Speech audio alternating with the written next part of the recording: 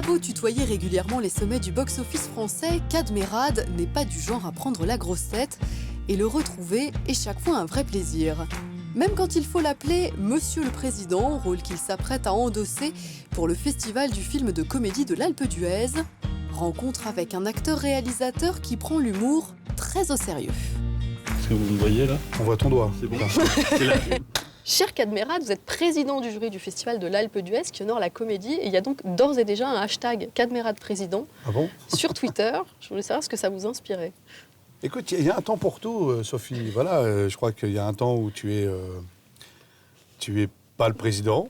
Et puis un jour arrive un message, tiens, ils ont pensé à toi pour être le président du jury. Tu dis, bah, c'est le bon moment. Je connais bien le festival de l'Alpe d'Huez maintenant, j'y suis allé plein de fois, avec plein de films et tout ça, et toujours avec des bons souvenirs. On a même été avec Olivier, on a animé la cérémonie de clôture une année avec les Robins des Bois. On a été interdit de festival ensuite. On nous avait prévenu, c'est la cérémonie de clôture du festival de l'humour. Sauf que dans la salle, il y avait la moitié qui était vraiment mort de rire et l'autre moitié qui était consternée par ce qu'on avait fait.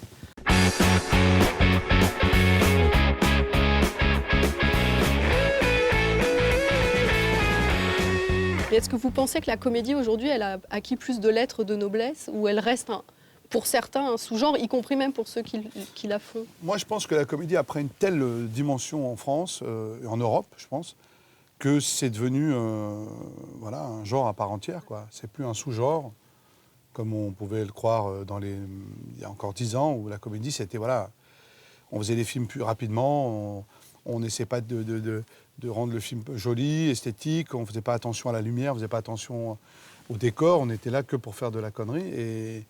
Et puis de plus en plus, maintenant, les metteurs en scène, dont je fais partie aussi, font attention à l'image, font attention, voilà, soignent un peu l'image. Et je pense que ça y est, quoi. Même au César, a priori, ça devient, voilà, ça devient depuis j'allais dire le scandale, pas trop, mais des ch'tis avec Dany qui était venu sur scène, qui s'était exprimé, voilà. Oui, qui s'était épanché sur le fait qu'on récompensait jamais les comédies. Voilà, mais il a raison.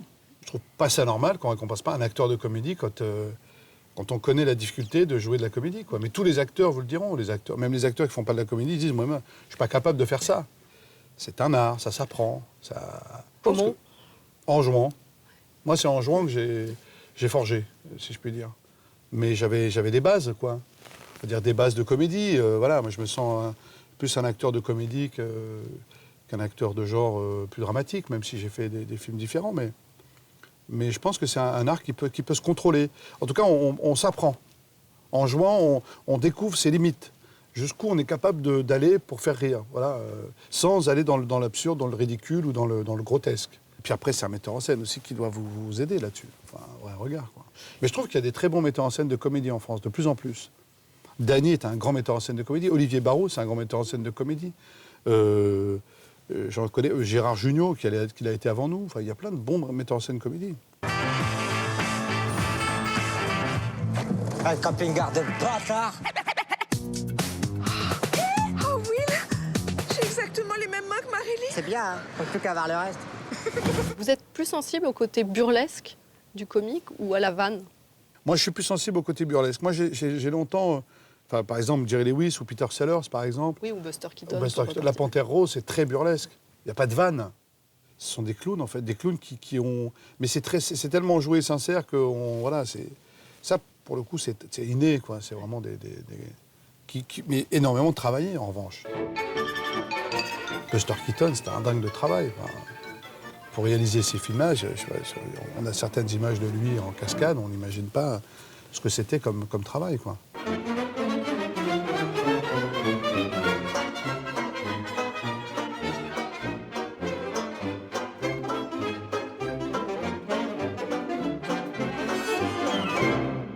Est-ce que vous vous souvenez du moment où vous vous êtes rendu compte que vous aviez le pouvoir de faire rire? Oui, ça je m'en rappelle. Je me rappelle parce que ça a été un premier choc pour moi. Je pense que c'est là que j'ai décidé que je serais peut-être un artiste. C'est d'abord chez moi, avec mes parents, mes frères et sœurs, à table, tout le temps. Je sens que j'attirais l'attention et que je faisais marrer mon père énormément. Je faisais des conneries, des imitations, je sais pas quoi. Je me sentais à l'aise dans la connerie. Et puis un jour, au collège, j'ai joué dans une pièce de théâtre. J'ai eu un grand succès. J'ai fait rire les gens, quoi. Et là, tout d'un coup, dans un personnage, c'était pas moi. J'avais un costume, je jouais un vieux, je crois. C'était un truc en espagnol en plus. Donc. Et j'ai senti, mais je sentais la salle. Ça m'a fait un truc, quoi. J'ai dit putain, waouh. Et c'est mon premier succès en fait. J'ai vraiment senti que j'étais à ma place, que c'était là où je devais être. C'est là où je dois être pour être heureux. Et ça m'a plus lâché après. Charlie Chaplin disait que tout ce qu'il faut pour une comédie, c'est une parc, un policier, une jolie fille. Une parc. Un parc, Ah oui. un policier, une parc. je sais, c'est l'alcool. Bah toi aussi. Ouais. Un parc, un policier, une jolie fille. Vous avez besoin de quoi? C'est bien ce qu'il dit, mais lui, c'était à l'époque où il y avait des parcs, moins de des moyens. filles. Et, Vous avez l'impression qu'un... j'aurais dû bonne réfléchir pour comédie dire une de belle phrase derrière Charlie Chaplin, ça va paraître tout pourri. Mais non, mais jusqu'ici, vous vous débrouillez pas mal. Non, je me suis vu un film, je me suis régalé. Je sais plus le titre, attends, comment c'est? C'est quoi l'histoire? Parce que des fois, avec l'histoire, on peut retrouver le titre. Eh ben, l'histoire, tu sais, dedans, il y a celui qui fait les pubs des capsules de café. Tu sais, celui qui est beau. Oh oui, tu le connais, lui, oh. J'ai besoin de vérité. J'ai besoin de quelque chose que je connais, d'un univers que je connais, d'un terrain familier, ou familial, ou même social. Il y a des choses que je vais chercher dans mes souvenirs et dans les gens que je fréquente toujours aujourd'hui. Alors, il y a celui des capsules. Lui, il avait la machine. Il part un coup comme ça. Il part, il tombe en panne d'essence, on ne le trouve plus. Je m'appuie beaucoup sur la vraie vie, quoi. J'ai besoin de ça, j'ai besoin de beaucoup d'humains, donc beaucoup d'acteurs et d'actrices, quoi. J'adore ça. Et après, il reste Sandra Balloch, là. Et elle avait un cordon qui tenait à la navette. Le cordon, il se coupe, elle part, elle ne sait pas où elle va, elle trouve un extincteur, elle s'en sort grâce à l'extincteur. 2 coups d'extincteur, elle trouve là un satellite chinois, il y avait les clés dessus, elle rentre avec. J'adore quand vous écrivez quelque chose et qu'ensuite un acteur ou une actrice s'en empare et vous le rend autrement, mieux encore que ce que vous aviez imaginé. Ça, c'est une vraie passion, ça. Non, écoute-moi, un suspense, ça te dit rien, non? Gravity. Comment vous avez dit? C'est Gravity, le film. Ah oui, voilà, c'est ça. Vous croyez au pouvoir du rire, au côté Oui. on rit pour résister? Ah oui. Un rire, ça peut empêcher des problèmes, puis ça peut surtout faire du bien aux gens, quoi. De toute façon, les gens, ils vous le disent, ils vous l'écrivent. Moi, je reçois des courriers, je croise des gens dans la rue. C'est tout le temps, merci de nous faire rire. C'est la phrase qui reviendra tout le temps. Mais à chaque fois, moi, ça continue de me bouleverser, quoi. Voilà. Non, mais c'est bon! I believe I can fly. I believe I can touch the sky. Après les frimas de l'Alpe d'Huez, Cadmerade compte bien nous réchauffer dès le 16 mars avec son nouveau film au titre ensoleillé, Marseille.